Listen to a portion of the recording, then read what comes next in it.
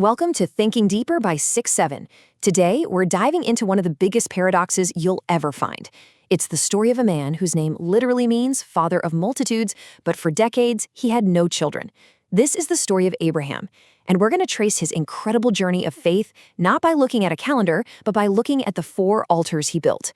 Each one marks a huge step toward an absolutely impossible promise. And this, right here, this is the core of it all. Abraham's entire life, his whole story, can really be boiled down to this one simple yet world-changing idea. God said it, so I believe it. I mean, think about that. It's a statement of radical trust that just completely ignores logic, circumstances, everything. This was the engine that drove him, the belief that God's word was more real than what he could see with his own 2 eyes. So let's jump right into this impossible promise. The central conflict in Abraham's life is this deep personal irony. He's literally named Father, but he's childless. And this isn't just some small detail, it's the very fire where his faith is going to be tested and formed. And believe it or not, the absurdity of his situation just gets more intense over time. So at first, his name is Abram, which means exalted father. He's 75 with no kids. Kind of awkward, right? But then God doubles down. He changes his name to Abraham, father of multitudes, when he's almost 100. Can you imagine the kind of faith it took to introduce yourself that way, day after day, year after year, with absolutely nothing to show for it? It was a public announcement of his belief in a promise that, to everyone else, looked completely impossible. You can really look at this whole story as a kind of call and response. On one side, you've got God's initiative. He shows up, he makes these incredible promises. And on the other side, you have Abraham's reaction. And his reactions aren't just, words or feelings. They are real, tangible, physical things. They're altars. And by following these 4 altars, we can basically map out his entire spiritual journey. So let's rewind and go back to the beginning, to those very first steps of faith. The first 2 altars he builds really set the stage. They're like mile markers for this early, uncertain, but absolutely critical part of his journey. So God calls him away from everything he's ever known, his home, his family, his country. Abraham obeys and arrives in this new promised land of Canaan. And what's the very first thing he does? He builds an altar. Now, this is so much more than a pile of rocks. This is his definitive yes.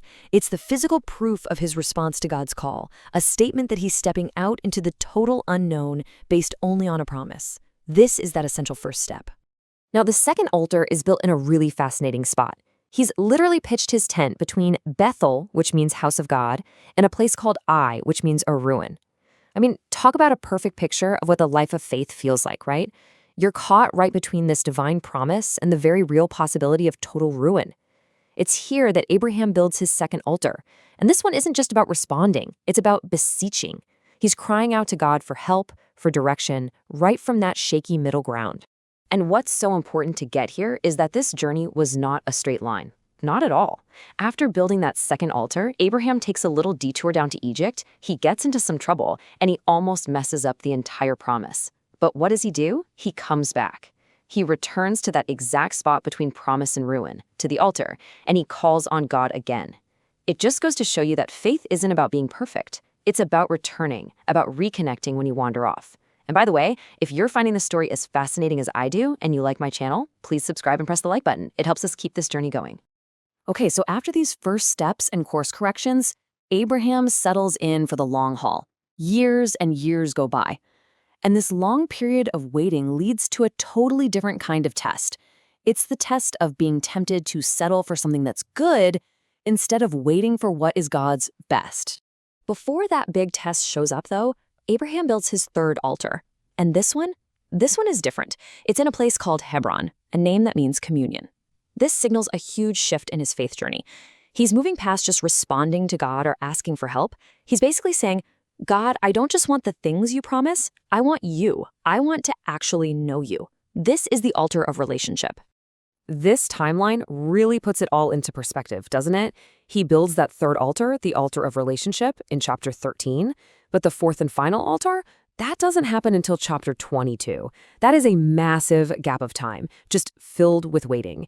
And it's in that long wait that a major event happens, the birth of his first son, Ishmael, which was a human plan, not God's. See, having a son, Ishmael, through his wife's servant Hagar, that was a culturally normal, logical, and in a way, a good solution to his problem. But it wasn't God's best. It wasn't the miracle he had promised. And it just proves this old saying, sometimes the greatest enemy of the absolute best is something that's just good. God's plan was always way more radical, way more unbelievable. He didn't just promise a son. He promised a son through Sarah, a woman who was 90 years old. I mean, way past the age of having children.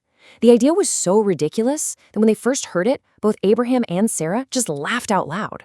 And so, when the miracle son is finally born, God tells them his name has to be Isaac, which literally means laughter. It's a permanent reminder of their own disbelief in the face of God's amazing plan. So this finally brings us to the climax of Abraham's entire journey. After decades of waiting, after getting the son of laughter, this miracle child, he faces the final, the ultimate, the most profound test of his faith at the fourth altar. So just think about this for a second. You've waited 25 years for this one thing. This child is the fulfillment of everything you've ever hoped for. He is your future. What on earth could possibly be a greater test than everything you've already been through? This fourth altar is totally different from the others. This time, Abraham doesn't pick the spot. God does. He doesn't choose what to sacrifice. God does. And the sacrifice that God asks for is unthinkable. Isaac, the promised son himself. This is the altar of surrender, built on a mountain called Moriah, which prophetically means the Lord will provide. And Abraham obeys. He travels up that mountain, ready to go through with it. His faith is so complete that he actually tells his servants, "We will go and worship, and we will come back to you." Plural. He believed that even if he went through with the sacrifice, God was powerful enough to raise Isaac from the dead to keep his promise. On that mountain, Abraham wasn't just offering Isaac. He was offering up his own future, his identity, his legacy. He was offering up himself. And at that very moment of total surrender, God provides a substitute. Okay. Wow. So we followed Abraham from his very first step to his final, complete surrender. What does this whole journey, this path of four altars, what does it all mean? Let's try and tie it all together. This journey really maps out a progression of faith. It starts with a simple response, just saying yes to the call. Then it moves to beseeching, where you realize you need help. From there, it deepens into a real relationship, where you want to know God personally. And it all leads to the final step, surrender. That place where God isn't just a part of your life anymore, he is your life. You know, when you boil this entire epic story down, all the waiting, the wandering, the tests, it really comes down to these two words, God first. The whole journey is about learning how to put God first, and not just first on some to-do list, but first as the very center of your reality. Until he is everything, he isn't truly first. That's the ultimate lesson of that fourth altar. Look, this isn't just some ancient story, it's a template for a life of faith. And it kind of turns the story back on us, doesn't it? So the real question isn't just about Abraham, it's about you. Have you responded to the call? Have you cried out for help? Are you building a relationship? And have you reached that place of total surrender? How many altars have you built?